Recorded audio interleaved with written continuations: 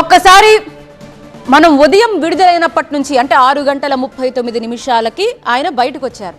Prisons academy gate నుంచి ఆయన బయటకు వచ్చారు. వచ్చిన తర్వాత నేరుగా ఇంటికి వెళ్తారని అనుకున్నారు. కాదు, అక్కడి నుంచి మామగారింటికి వెళ్ళారు. బికాజ్ అక్కడే రాత్రంతా కూడా భార్య పిల్లలు అందరూ అక్కడ ఉండడంతో ఫస్ట్ అక్కడికి వెళ్ళినట్టుగా మనకు తెలుస్తుంది. అందుకే ఆలస్యమైంది.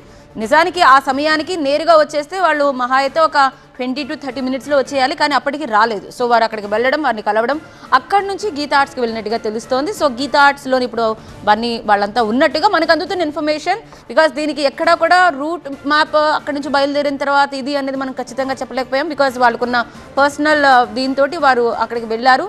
సో అక్కడి నుంచి ఇప్పుడు 8 గంటలకల్లా బన్నీ అక్కడికి చేరుకోబోతున్నట్టుగా తెలుస్తోంది.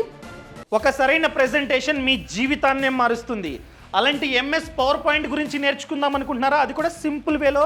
అయితే ఫ్రీడమ్ యాప్ని డౌన్లోడ్ చేసుకోండి. రైట్, ప్రస్తుతం చిన్ని కృష్ణ మాట్లాడుతున్నారు ఈ ఘటనకు సంబంధించి. ఆయన ఏం మాట్లాడుతున్నారో చూద్దాం.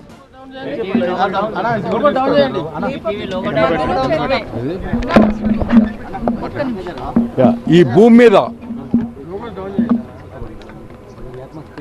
నా పేరు చిన్ని కృష్ణ. అల్లు అర్జున్ గారి మొట్టమొదటి సినిమా రాసింది నేనే.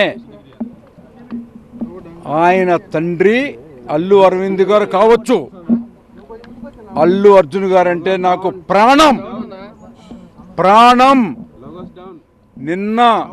నిన్న 12 గంటల దగ్గర నుంచి ఇంతవరకు అన్నం కూడా తినలేదు. చర్ల జైలు నుంచి ఇప్పుడు మళ్ళీ వస్తున్నాను. మళ్ళీ చెప్తున్నాను, అల్లు అర్జున్ గారంటే నాకు ప్రాణం, పంచ ప్రాణాలు. గంగోత్రి అనే గంగానదిలో స్నానం చేసి హీరో చేసిన వ్యక్తికి మరకలు అంటించడానికి ప్రయత్నం చేసినటువంటి ఏ వ్యక్తి అయినా, ఏ నాయకుడైనా, ఏ ప్రభుత్వం అయినా సర్వనాశనం అయిపోద్ది. గుర్తుపెట్టుకోండి, అతను అల్లు అర్జున్ అనే ఒక అద్భుతమైనటువంటి ఈ దేశానికి, ఈ ప్రపంచానికి ఒక కొత్త నిర్వచనం చెప్పినటువంటి నా హీరో. నింద వేయటము, అరెస్ట్ చేయటము అనేది అమానుషం, నీచం, నికృష్టం. ఎందుకంటే అల్లు అర్జున్ గారు వెనకాల ఒక కుటుంబం ఉంది.